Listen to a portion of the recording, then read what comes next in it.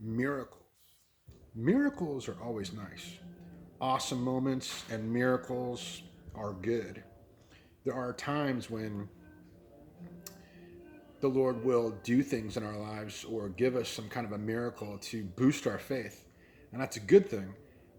We just need to be aware that sometime after that, we might be humbled. You know, Elijah was up there and he called down fire from heaven, and then all of a sudden he was running away from, the army that Jezebel was going to send out. So, it's interesting how our faith works and such. But I remember when I was a child, before I actually received the Lord, and I was looking for a ground flower, a very specific firework, and I couldn't find one. And I got on my knees in the sand in a very small area of beach that I've been looking around for a very long time. You know, a good 45 minutes, small area of dry beach. Couldn't find one. And so I got on my knees and I prayed silently. I said, Lord, I know you don't have to.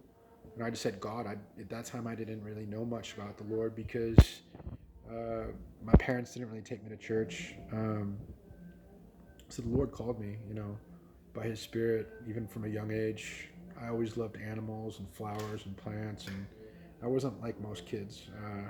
I grew up surfing, had a lot of fun doing that. Surfed competitively for a while. That's totally their subject, though. I digress a lot. I have issues with that. I don't think I have ADD. I don't have ADD, but I am dyslexic. Yes, Einstein was dyslexic as well. Not to say that I'm as smart as Einstein, not even close. Um, but yeah, so I'm praying for this ground flower. I'm on my knees in the sand, and I open my eyes, and there was a ground flower, and I was just like, whoa.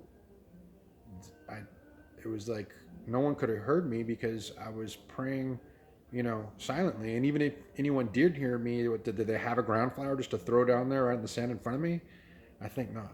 So that was the Lord. And then another time when I was walking up from the beach, I was, about ready to open the gate, and then I heard the Spirit say, reach in to this crevice over here, and it was sort of shadowed. You can't really see in there. And I reached in and I grabbed a rock and pulled it out, and the Lord said, no, that's not it.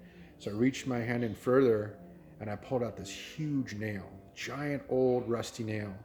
And I hold this, and the Spirit said to me, remember. And I just got chills. And, we need to be thankful every day for what He's done for us, and we need to fear Him and be in awe of Him.